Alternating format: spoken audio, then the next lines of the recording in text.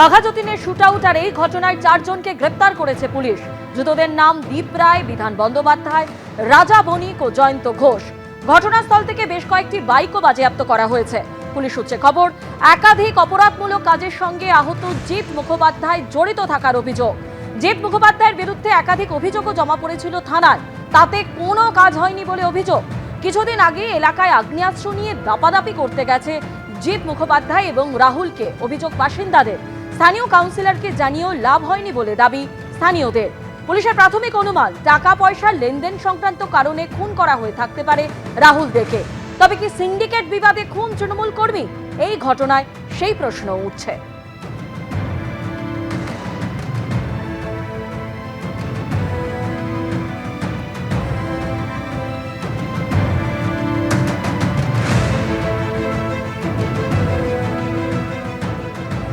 এই ঘটনার পরেই আজকে ঘটনাস্থলে যান যাদবপুরের তৃণমূল প্রার্থী দেবব্রত মজুমদার।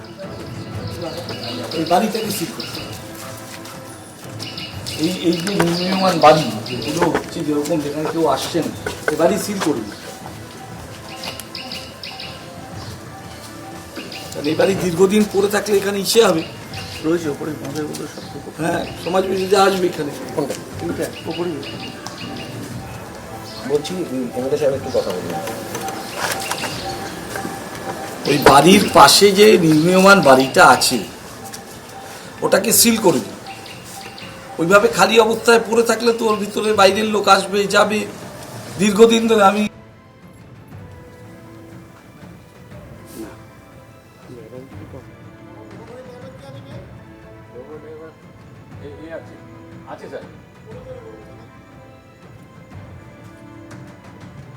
আর এবার বাসন্তীর ছবি রাখবো আপনাদের সামনে, যেখানে বিজেপির প্রচারের সময় একেবারে তৃণমূলের বিরুদ্ধে হামলার অভিযোগ সামনে আসে।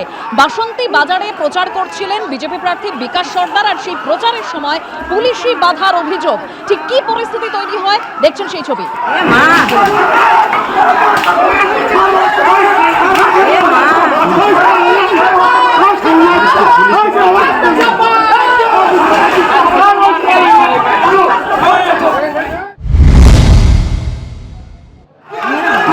দেখি মেরাই ফেলে।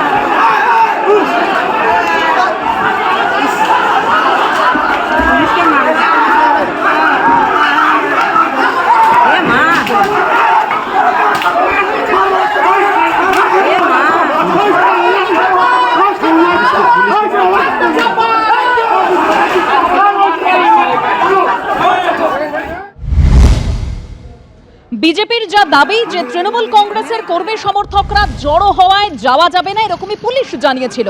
আর আচমকা তৃণমূল নেতা রাজা গাজীর নেতৃত্বে বিজেপির উপর হামলা করা হয় বলে অভিযোগ। পুলিশের সামনেই লাঠি বাঁশ নিয়ে হামলার অভিযোগ তৃণমূলের বিরুদ্ধে। তৃণমূলের মারে পুলিশের পর্যন্ত মাথা ফেটে যায়, অর্থাৎ আহত হন পুলিশ কর্মীরা।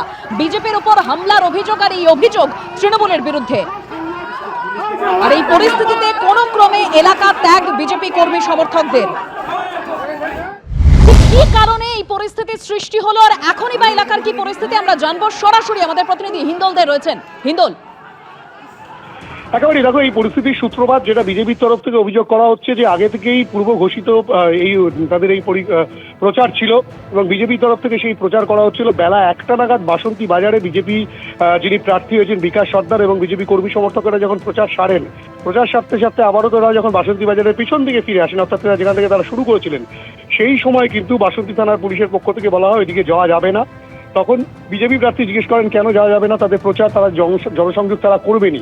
তখন পুলিশের তরফ থেকে বলা হয় যে সেখানে তৃণমূল কংগ্রেস কর্মী সমর্থকরা জড়ো হয়েছে, একটা গণ্ডগোলের পরিস্থিতি তৈরি হতে পারে, আইন শৃঙ্খলার অবনতি হতে পারে, সেই কারণে যাওয়া যাবে না।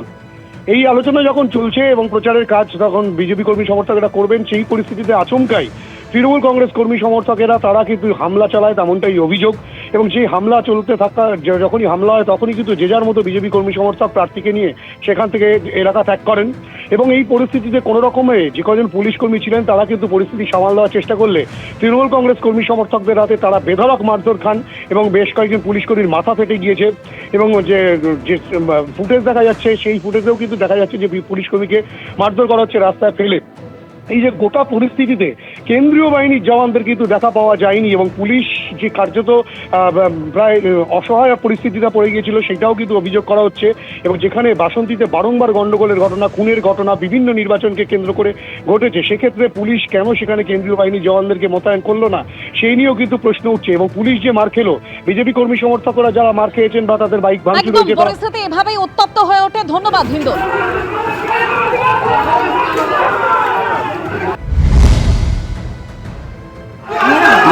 দেখি মেরাই ফেলে।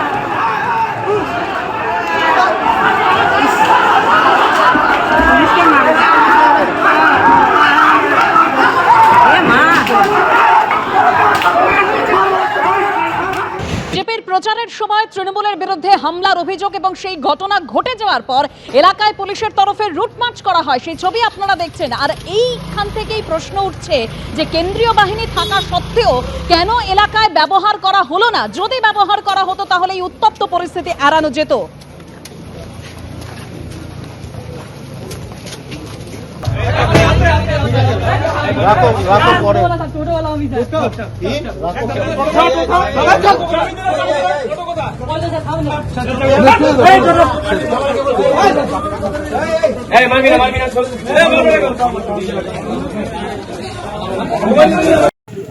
তৃণমূল কংগ্রেস ভয় পেয়েছে বাসন্তী বিধানসভায় আজকের বিজেপি জিতবে।